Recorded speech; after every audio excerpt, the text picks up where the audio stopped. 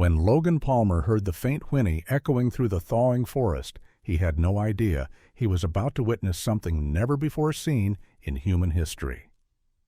A young foal, orphaned at birth, had been saved by 3 dogs and raised as one of their own. Cody didn't know he was a horse. He sat like a dog, growled like a dog, even wagged his tail. But when a herd of wild mustangs appeared, everything began to change. And so did the world. The early March sun rose behind the snow-dusted hills of northern Nevada, casting light on a morning still clinging to winter's chill. Inside an old wooden cabin on the outskirts of Elko, Logan Palmer poured coffee into a chipped enamel mug and let out a quiet sigh. Outside, his 3 loyal companions, Moose, Finn, and Tucker, lay lazily by the fireplace. The scent of wood smoke blended with fresh roasted coffee in a morning that seemed destined to pass like any other. But then a strange sound shattered the calm. A whinny, faint, broken-like. It came from a creature barely hanging on between snow and wind. Logan froze, looked up, listened.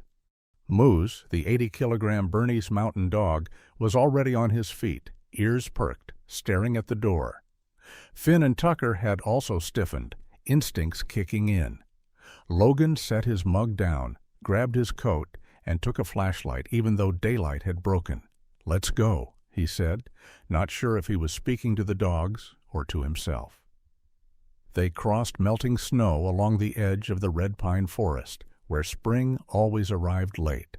The whinny came again, clearer now, closer, filled with a kind of desperation that needed no translation. And then, behind a juniper bush, Logan saw it. A foal blood still smeared across its trembling body, its long legs shaking in the cold. It was trying to stand next to the lifeless body of a mare already stiff from the night. Death by difficult labor, something Logan had seen before, but never this helpless, this sorrowful. The foal let out another whinny, the sound cracking in the frozen air like a twig snapping. Finn whimpered. Moose stepped forward, no barking, no threat, just lowered his head and gently licked the foal's neck.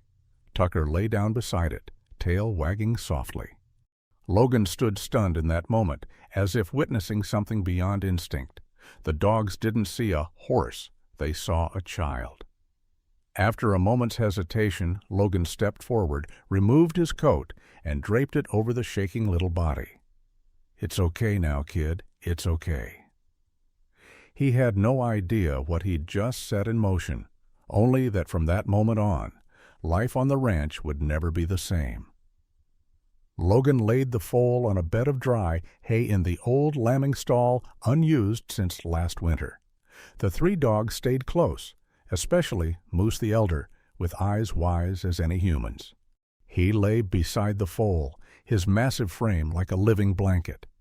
Finn and Tucker took up positions on either side, the foal curled up, breathing lightly, its eyes closed. Logan mixed a formula designed for newborn animals, slowly feeding it through a syringe. The foal sucked weakly, but it sucked. A good sign, a sign of life. Night fell. Snow flurried outside again. Logan didn't go back to the house.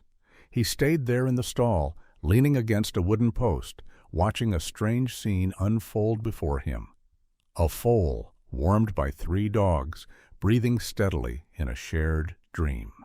The next morning, sunlight like golden syrup filtered through the stall boards. The foal opened its eyes. It looked at Logan, then turned toward Moose, the big furry friend, still lying beside it. Logan chuckled. "Good morning, little one." He walked over, sat down. "You're gonna need a name."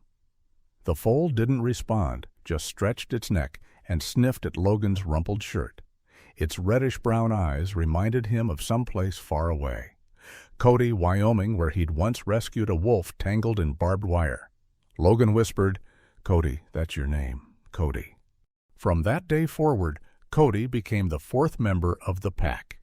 In the days that followed, strange things began to happen. Cody didn't act like a horse.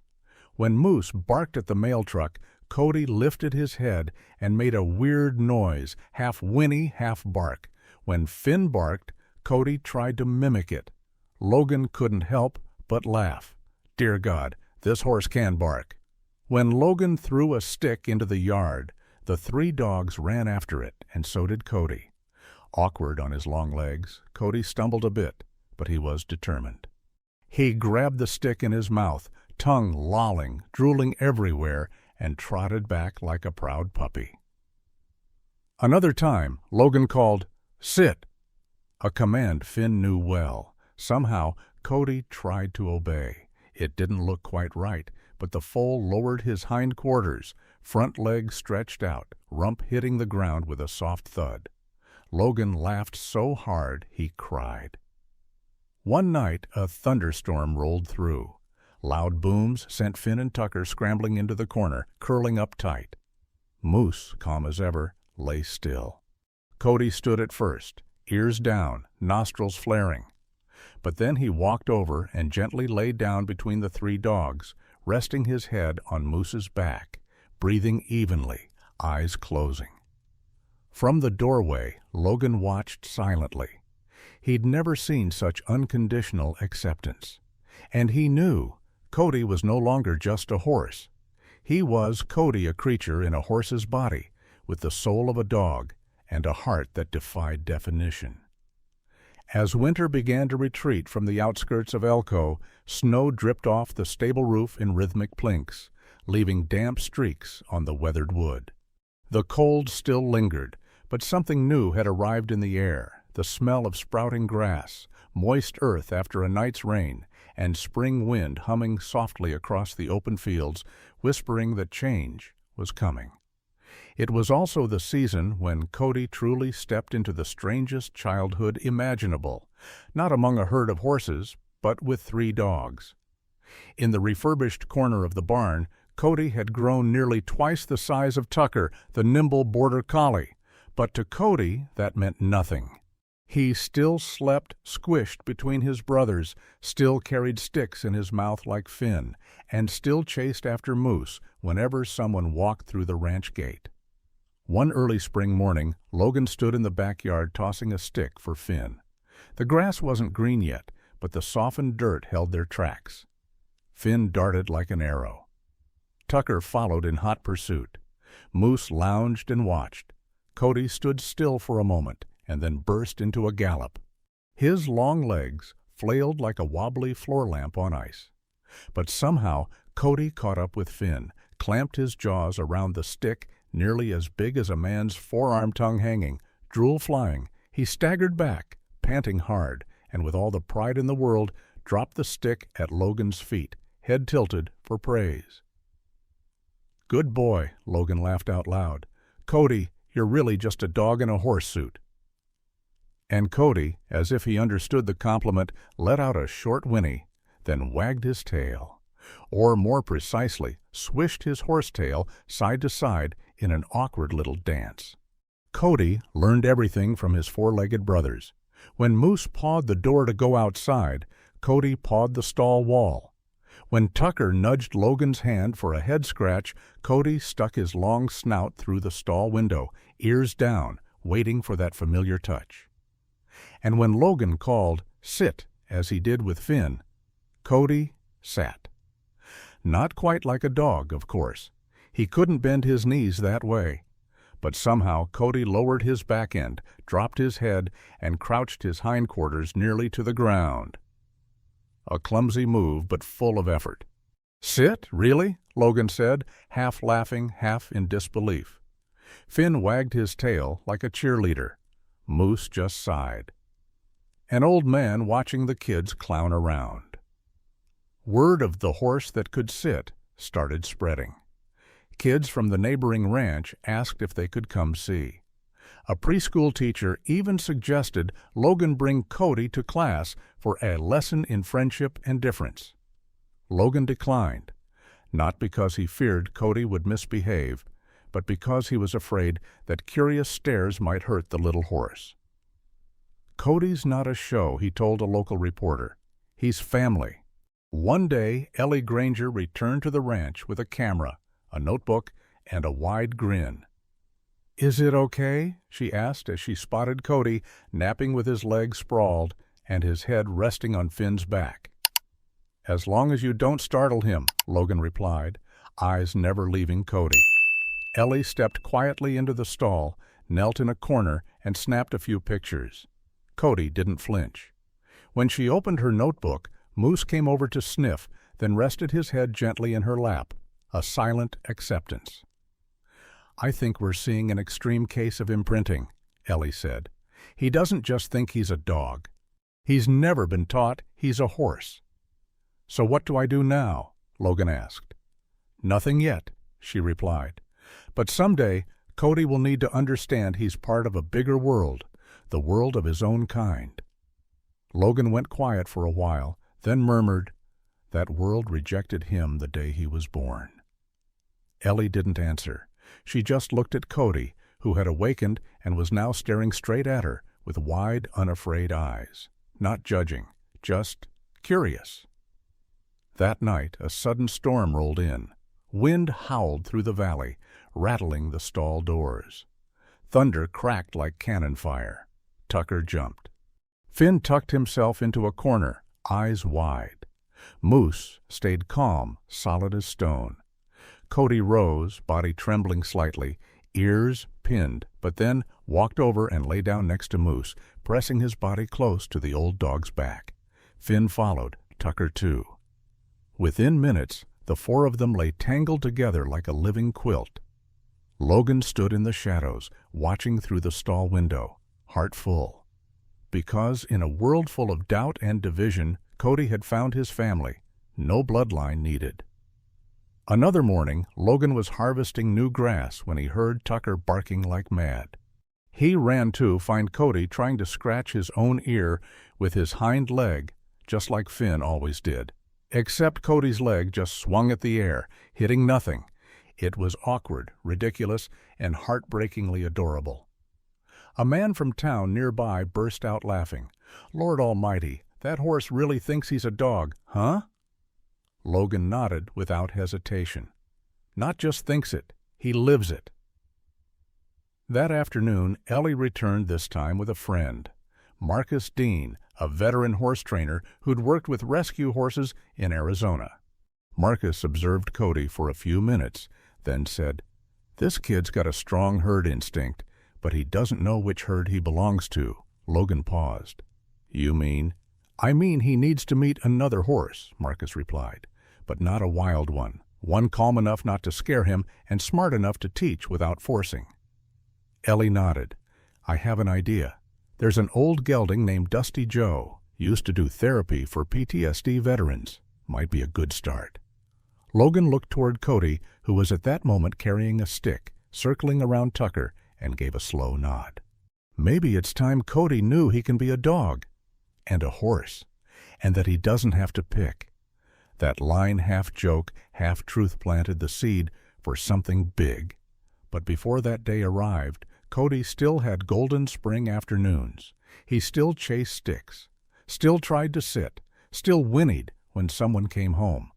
And every night he slept curled up beside his three brothers, where no one had to match species to be loved. Red Butte was a jagged ridge of red stone to the west of Logan's ranch, a place that, according to the old-timers in town, had once been a path for roaming wild mustangs. In recent years, most of the herds had been driven southwest or relocated to sanctuaries. But now and then, on still days, shadows would return to the ridge-long, lean, powerful silhouettes that moved like wind. That morning the sky was startlingly clear. Sunlight poured across the meadows like warm honey, shining through the last shedding leaves of a late spring. Cody was romping in the yard with Finn and Tucker. Logan had just finished working on the chicken coop and was sipping water on the porch steps, watching his kids without a clue that a moment was coming, one that would shift Cody's entire inner world forever.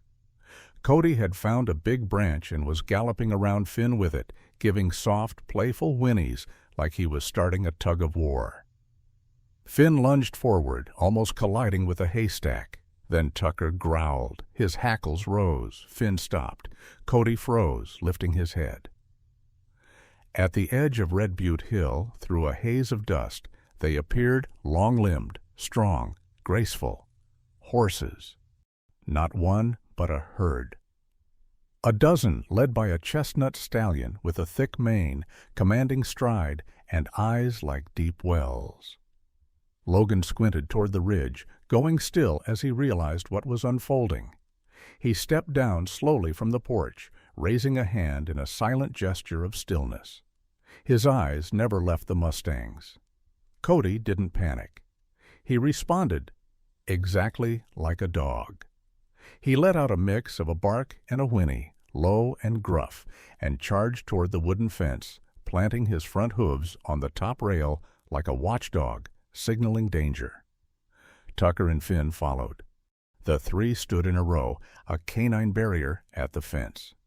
Cody, tallest of them all, lifted his head, tail swishing side to side, hooves stomping like he was ready to chase off intruders. The wild herd halted. The lead stallion narrowed his eyes at Cody. He whinnied short, not aggressive, but firm, a statement. Some mares backed up a step. Young colts flared their nostrils, ears forward, curiosity tinged with wariness. Cody responded with a classic play bow. He lowered his front half, knees bent, rump in the air, tail wagging like a dog inviting fun. Then, without hesitation, he bounced sideways, gave a high-pitched whinny, and rolled on the ground in a full circle exactly the way Tucker did during playtime. Logan nearly choked on his drink. Oh, Lord!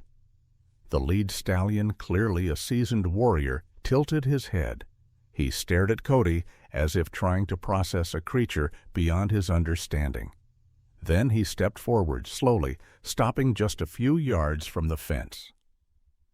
Cody stood, approached the fence, tilted his head, mouth slightly open in what looked like a goofy smile. When the stallion got within 10 feet, Cody stepped back, then lifted his nose to the sky and unleashed a string of sounds, barking, whinnying, barking again. It was an out-of-tune symphony of nature, but also the truest voice Cody had ever spoken in. The stallion stood still. Behind him, a curious mare edged forward. She sniffed the air, then reached over the fence to greet Cody, as horses do by touching noses, scenting the neck, then flanks. Cody didn't understand. He spun around, and, mimicking Finn and Tucker, sniffed the mare's rear. What followed was instant. The mare shrieked, bucked, and lashed out a hind leg into the air. Cody jumped back, eyes wide, retreating into the safe triangle between Finn and Tucker like a child scolded unfairly. Logan ran forward, gripping the fence, voice low. "It's okay, Cody. You're okay." Cody looked at Logan, then turned to Moose, who had stepped forward, slow but protective. The old dog didn't bark, didn't growl. He just stood between Cody and the wild herd, as if to say, "You stepped too far into a world that isn't yours yet." Ellie arrived not long after, just as Cody was huddled behind Moose, blinking in confusion. The wild horses remained at the ridge's edge, seemingly unsure. "What happened?" she asked. Logan gave a quick rundown, eyes locked on Cody. Ellie nodded, then quietly pulled out her phone and began recording what happened next. A young foal less than a year old from the wild herd crept forward. It gave a soft whinny, non-threatening. Cody raised his head. Logan could see it. Something in Cody's eyes lit up, like a flicker of familiarity. Cody stepped out from behind Moose. Then, somehow, found a stick his favorite kind, and picked it up in his mouth. He held it out to the wild foal. "Oh no," Ellie whispered, camera rolling. The foal didn't understand. It sniffed the air, backed away. Cody followed slowly, nodding as if saying, "Want to play tug?" Ellie muttered, "He doesn't recognize his own kind. He's in a full-blown identity crisis." Logan bit his lip. "And maybe he's making them question what he even is." The encounter ended when Moose let out a deep, warning growl, just enough to halt Cody. Cody lifted his head and looked at his father. Moose stepped up, touched Cody's neck with his nose, then turned back toward the barn. Cody followed, head lowered, hooves slow and heavy. The wild mustangs faded from the ridge, one by one, no words, no sounds, just wind, and the shallow breath of a creature who had just, for the first time, felt the gap between where he lived and where he belonged. That night, Cody stood alone by the fence. Finn and Tucker were already asleep. Moose rested too, but his eyes stayed open, watching Cody from afar. Logan sat quietly on the porch steps, saying nothing. Cody lifted his head toward the sky. A crescent moon. A gentle breeze. Everything peaceful. But in Cody's eyes, something had changed, a seed of uncertainty. Then he let out a whinny. A real one. No barks, no growls, just a full, unbroken whinny. And immediately, startled, Cody spun around and darted into the barn, nestling beside Tucker as if afraid someone had heard what just came from within him. Logan whispered into the wind, barely audible. "You're starting to remember, aren't you?" And that night, for the first time, Cody dreamed not just of running on 4 legs, but of galloping across the open plains, whinnying loud and free. But in the dream, Finn was there. Moose was there, and the stick was still in his mouth. In the days following the wild Mustang encounter, Cody grew unusually quiet. He no longer romped around the yard. No more barking whinnies when Finn found a new stick. No more carefree rolls in the grass like a giddy child. Instead, he spent most of his time standing motionless by the western fence, where the herd had once appeared. Logan watched him every day. He saw it clearly. This creature, once convinced he was a dog, was now stirred by something deeper, as if some dormant part of Cody had started hearing the distant call of instinct. One early morning, Logan caught Cody whinnying, not a blend of sounds like before, no barking mixed in. Just a raw, hesitant whinny shaky, unsure like a song played for the first time after years of silence. As soon as the sound left him, Cody turned to look at Finn, as if worried he'd done something wrong. Finn just wagged his tail and gave a bark. Moose, from the corner of the stall, exhaled a deep sigh. The old dog seemed to understand. This was inevitable. That afternoon, Ellie Granger arrived with important news. "I spoke to Silver Spring Ranch," she said as she and Logan stood near the fence. "They've agreed to let me bring Dusty Joe." "Dusty Joe?" Logan asked. "A senior quarter horse gelding. He used to do therapy for combat vets with PTSD. Calm, smart, gentle. He won't react like that wild herd did." Logan looked at Cody grazing quietly beside Finn, seemingly unaware, but his long ears twitched toward them. "How soon can he get here?" Logan asked. "Tomorrow morning." "I'll haul him in myself." Logan nodded slowly. Hope and apprehension rose in equal measure. Dusty Joe arrived in a faded trailer the next morning. He stepped down the ramp like an old traveler who had seen all seasons of life. His coat was deep brown with flecks of gray around his legs, a short mane, and eyes sunken, but kind like a grandfather carved from earth and wind. Cody spotted him from across the field. He stopped grazing, lifted his head. No bark, no whinny, just silent observation. Ellie led Dusty into the yard, unclipped the lead, and stepped back. "Let them do it their way," she said. Cody approached cautiously, one step at a time. Finn and Tucker started to follow, but Moose let out a soft growl, a warning to stay put. For the first time in Cody's life, there stood a creature shaped like him, who didn't flinch, didn't fear, didn't dominate. Dusty stood tall, gazing at Cody, head tilted slightly. Cody stopped 2 meters away. He didn't know what to do. Then on instinct he bowed low in a dog's play stance. Time froze. But Dusty didn't respond with confusion or irritation like the wild mustangs had. Instead, He lowered his head, took one step forward, and gently touched his nose to Cody's neck. A breeze-light touch, yet it carried volumes of unspoken truth. Logan stood stunned. Ellie was speechless. Cody didn't flinch. He shuddered once, then let out a whinny low, smooth, slightly choked. Dusty snorted softly and stepped closer.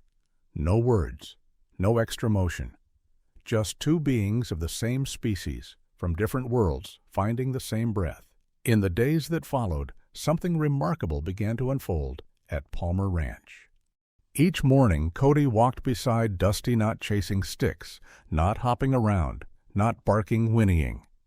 He watched Dusty, how he chewed grass, how he scratched his neck on a post, how he lifted his head to listen to birds and mimicked everything. When Dusty pawed the ground 3 times before eating, Cody did too. When Dusty lay in the grass to rest, Cody fumbled at first, but then folded his long legs and rested properly for the first time in his life. Logan noticed. He said nothing. He simply sat on the porch, watching Cody slowly shift, not because he was forced to become a horse, but because someone was finally showing him how to reach the deepest part of himself. One late afternoon, as the sun stained Red Butte crimson, Logan brought out the feed buckets like always. He called, "Joe, dinner time!" Dusty whinnied, and then Cody whinnied too. No bark hidden inside, no warped note, just a clear, whole, ringing whinny like the first bell of summer. Ellie stood a few steps away, breath held. "Did you hear that?" she whispered. Logan only nodded. His eyes were glassy. Moose stood, walked slowly over, and touched his nose to Cody's leg in quiet approval. Finn and Tucker came running, tails wagging, barking cheerfully. Cody turned to them and gave another whinny short this time, then dropped into his classic play bow. Moose gave a low woof. Finn leapt into the air. Tucker rolled in the grass. Cody spun a full circle, tail flicking, head high, like he was saying, "I'm still me, but now I know who I am." That night, as Ellie scribbled notes in her journal, she murmured, "We just watched a horse relearn how to be a horse without losing the heart of a dog." Logan didn't answer. He simply looked over at Cody sleeping between Dusty and Moose, head resting on one, legs touching the other. A creature once trapped between 2 worlds, now dreaming peacefully in a 3rd world he created all on his own. The story of the horse who thought he was a dog didn't stay in rural Elko for long. Videos Ellie had filmed. Cody playing tug-of-war with Tucker, sitting dog-style beside Dusty Joe, or whinnying for Logan at mealtime, spread through veterinary circles, rescue forums, even PTSD therapy groups for U.S. veterans. One of the places where those videos landed was Timberline Rescue Ranch, nestled in western Colorado. The ranch was a haven for abandoned foals, many rescued from illegal roundups or bankrupt breeding operations. Dozens of young horses there lived in silent trauma, fearful, withdrawn, refusing touch or food, hiding in corners like fragile spirits lost in a world too loud. One day, the ranch director, Carla Montgomery, called Ellie. "We've tried everything," Carla said. "Would Cody be willing to come stay with us a while? Not as a treatment, just as a presence." Ellie hesitated. Logan, upon hearing the proposal, said nothing for a long while. "You mean, take him away from his herd?" he finally asked. "We'll give him his own stall, bring Dusty Joe if needed, and of course, he won't be far from Moose, Finn, and Tucker. We just want to try one last chance." Logan looked toward the pasture where Cody was grazing beside Dusty, tail swishing in quiet rhythm. He didn't need to ask Cody. There was something in the foal's eyes that said he already understood. A week later, the journey began. Ellie drove the trailer. Dusty Joe rode in the back. As for Cody, true to form, he refused to face forward in the transport. He twisted himself around to peer through the window at Logan, who drove behind in a pickup with Moose, Finn, and Tucker. At every stop, Cody would whinny, then let out that unmistakable bark-whinny hybrid that made strangers turn their heads. Some took videos, some snapped photos. One child even waved from a car and shouted, "That horse is acting like a dog." Timberline Rescue Ranch sat in a green open valley, but the air there was thick with sorrow. The foals were thin, silent, slow. They avoided touch. There were no whinnies, no play, no trust, only shadows. Cody stepped off the trailer. Finn jumped down first, tail wagging. Then Tucker.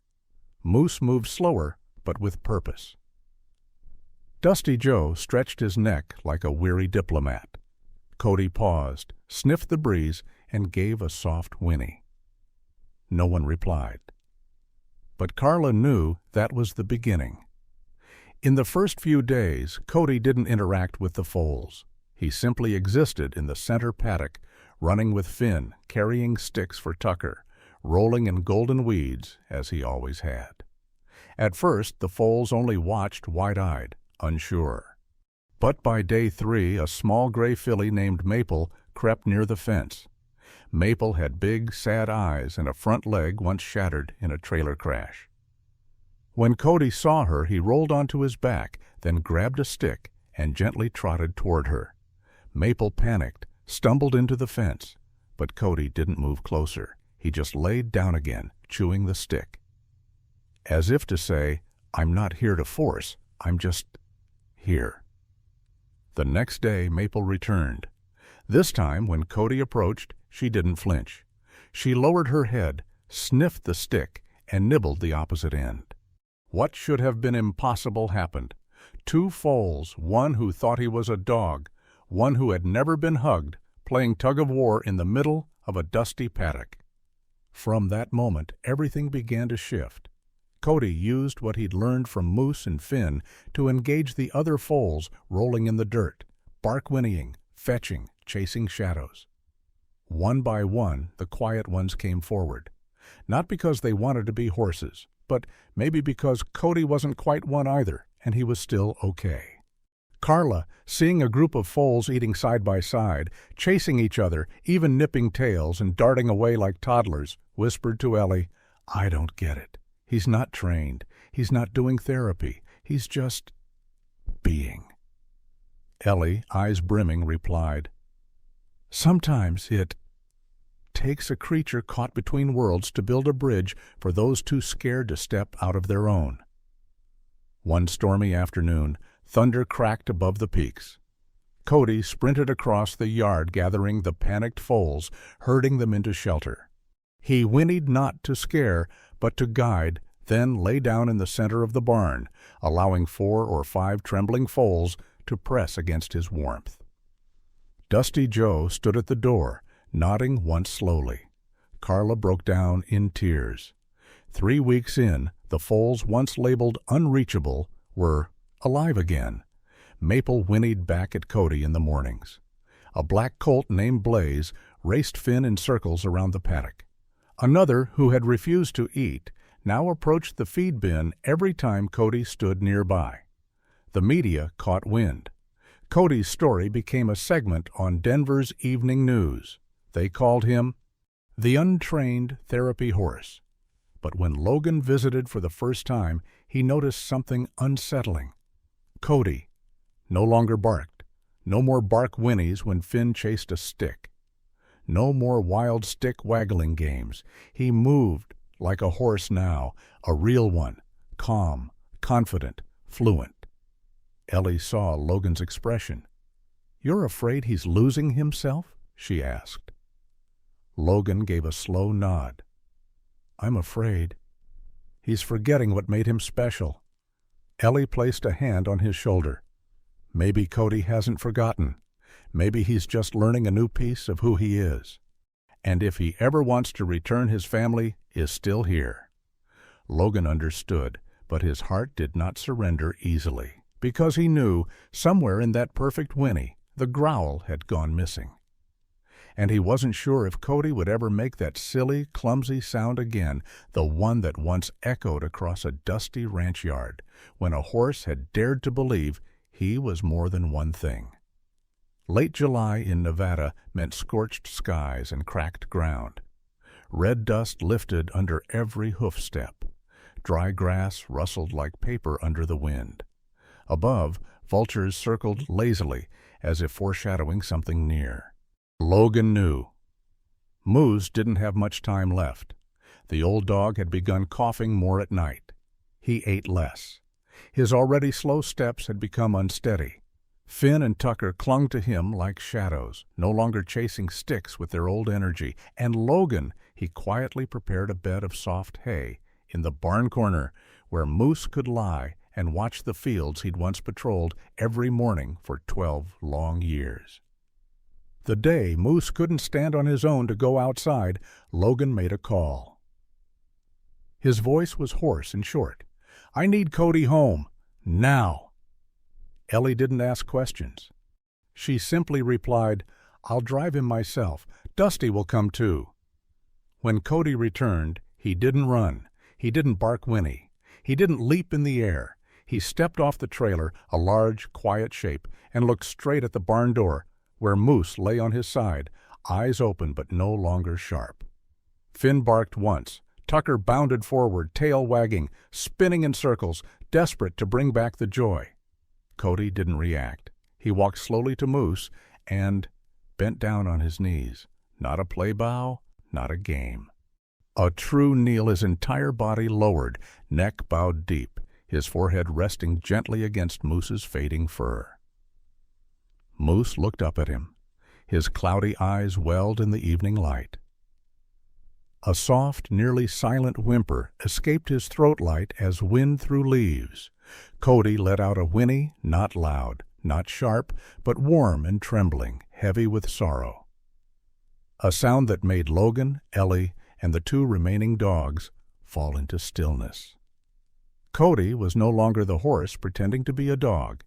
He was the child lost, and found all at once kneeling at the foot of the one who had raised him.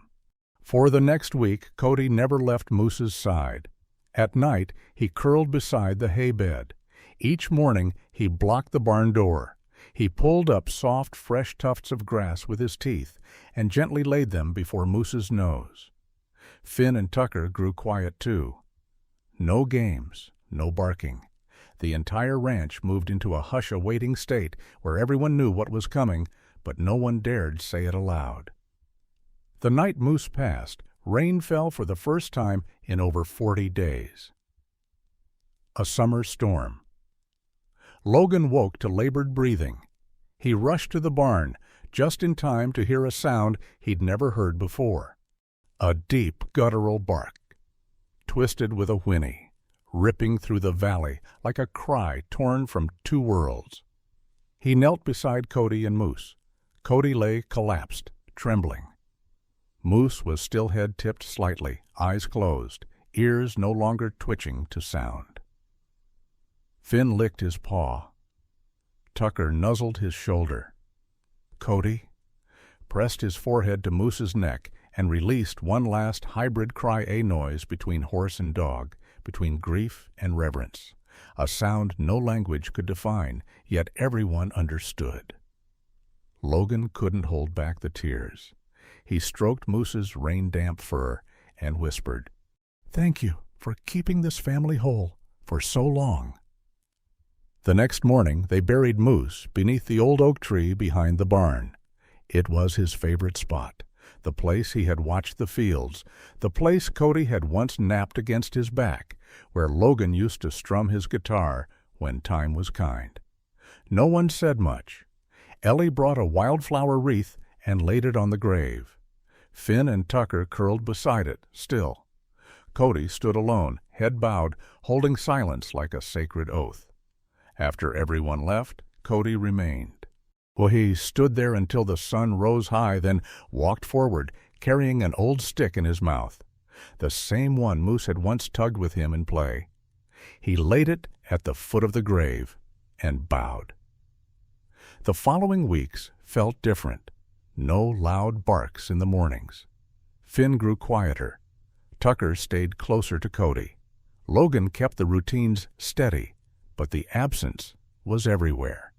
Then something strange began. Cody started waking earlier, no longer sleeping in the stall. Each dawn he stood at the eastern fence, ears tuned to the breeze, eyes scanning the field. Then he walked, without being told, without being asked. He walked the border of the ranch, the same path Moose once patrolled. When a fox slipped through the back gate, Cody let out a low, thundering whinny. When Finn couldn't herd the ducks from the garden, Cody ran beside him, herding them gently back to their pen. Logan saw it all.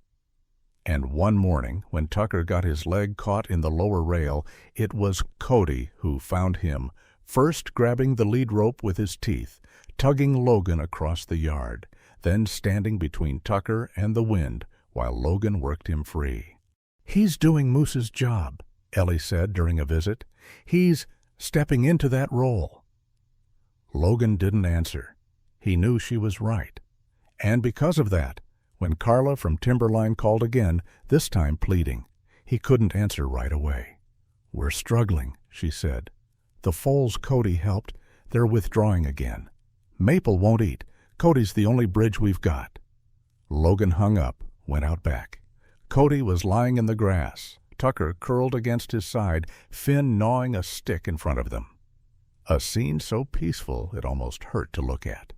"How could I take you from this?" Logan whispered. And as if he had heard, Cody rose, walked over, and rested his head on Logan's shoulder. A light touch, but steady, as if saying, "I understand." That evening, Ellie arrived with a surprising proposal. "What if we flipped it?" she said. Logan frowned. "Flipped what?" "A center here. Bring the horses to Cody. Don't make Cody leave. We'll call it Wild Heart Haven, a place for misfits to find themselves." Logan turned toward Cody, who was standing by Moose's grave, wind brushing his mane. The horse looked back, let out a low, steady whinny. "Not sad, not eager, just ready."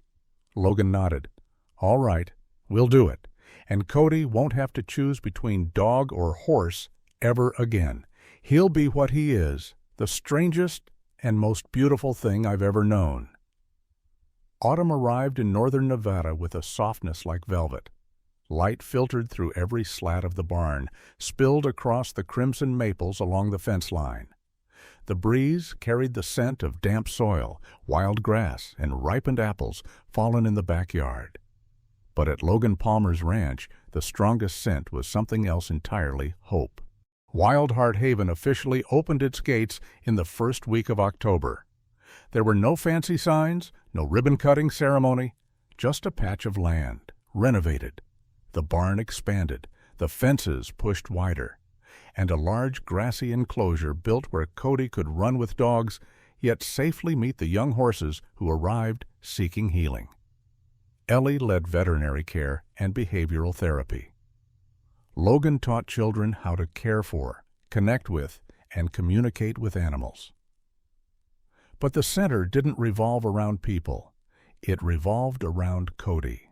Cody, the horse who once believed he was a dog. Now, no one called him horse or dog.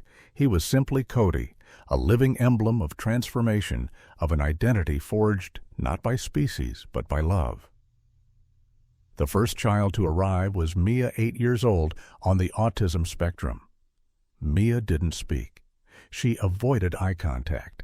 She curled into herself any time she entered a new space. Logan and Ellie expected nothing dramatic, but Cody, he didn't hesitate. That first afternoon, he walked toward Mia slowly, not getting too close. He stopped 3 steps away, bowed his head gently, and flicked his tail like Finn used to. No whinny, no bark, no pressure. Mia didn't respond, but she didn't run either. By the third visit, Cody brought a stick, old, chipped on one side, and laid it before her, then stepped back and lay down. Mia stared at the stick for a long time, then picked it up and threw it. No one told her to do it. No one dared expect it. But when Cody galloped after it, retrieved it, dropped it back at her feet, and lay down again. Mia smiled, the first time since arriving, the first time her parents had seen her smile in 3 years. News about Cody traveled faster than Logan had predicted. The local paper wrote a headline: "The horse who didn't know he was a horse is helping children who forgot how to smile." Soon after, a reporter from American Hearts visited. Then a small TV crew from Reno. Logan hesitated. He didn't want Cody to become some marketable miracle. But Ellie said gently, "The world needs kindness. If we've got a horse who can give that, maybe it's worth sharing." And so, Wild Heart Haven began to grow. Not just children, but more young horses abandoned, abused, nearly broken found their way here. One afternoon, Logan walked into the paddock and stopped cold. Cody was standing among 5 newly arrived foals, all of them shivering, scarred down their backs. He didn't approach, didn't crowd. He simply laid down, rolled onto his side like Tucker used to, then stood, picked up a stick, and dropped it at their hooves. No whinny, no force. One foal crept forward, then another. Minutes later, they were all playing tug-of-war, with Cody with a stick. Logan turned away, just fast enough to hide the tears. But every transformation has a price. Cody began to change again. No more bark-like sounds. No more growls when strangers arrived. The dog sounds faded. He whinnied more. He groomed his coat with his teeth. He ran in formation like a true herd member. Finn seemed to miss him sometimes. Tucker grew quieter. Ellie noticed too. "Cody's stepping into his world," she said, "but we need to help him remember where he grew up." So Logan created something new. Family Hour. Each evening, after visitors had gone, Cody had 1 hour reserved only for Finn and Tucker. No foals, no therapy, just the 3 of the misfits, once lying under the oak tree, watching sunsets over the western ridge. One day, Cody did something no one expected. He walked to Moose's grave, laid down a new stick one he had shaped himself, teeth marks and all, then gave a soft whinny. Logan stood nearby, holding his old felt hat, saying nothing. Cody looked back. His eyes were deep, bright. Then he lay down. Finn and Tucker joined, curling beside him. 3 bodies, 1 bond, no words, just presence. And Logan. He finally understood. Cody didn't have to choose between horse or dog. He was both. And beyond. Winter came, gentler than years past. Logan hung a small wooden sign at the front gate. Wild Heart Haven, where the different ones belong. No ads. No slogans. Cody still chased sticks each afternoon. A child afraid of the dark found peace lying beside him, lulled to sleep by his heartbeat. A motherless foal learned to whinny because Cody taught him how. One day, Mia returned, now older, now speaking. She hugged Cody, whispered, "I missed you." Cody didn't reply, just lowered his forehead to touch hers. Logan stood behind them, smiling beneath his weathered hat. He knew Moose was watching all of it, and if Moose had left anything behind in this world, it was Cody. A horse with no category. A heart with no boundaries. A symbol of love unconditional. Finally, on the first snowy afternoon of the season, Cody galloped to Logan, carrying a stick. The very first one Moose had ever shared with him. He dropped it at Logan's feet, whinnied gently. Then wagged his tail, not a flick. A wag like a happy dog. Logan laughed, then whispered, "You don't have to be anything, Cody. You're you. And you're the most beautiful thing I've ever had." If you believe that being different isn't a weakness, but a gift that lets us connect more deeply, leave a 1 in the comments. And if you've ever been moved by an animal that somehow understood your heart, type 0.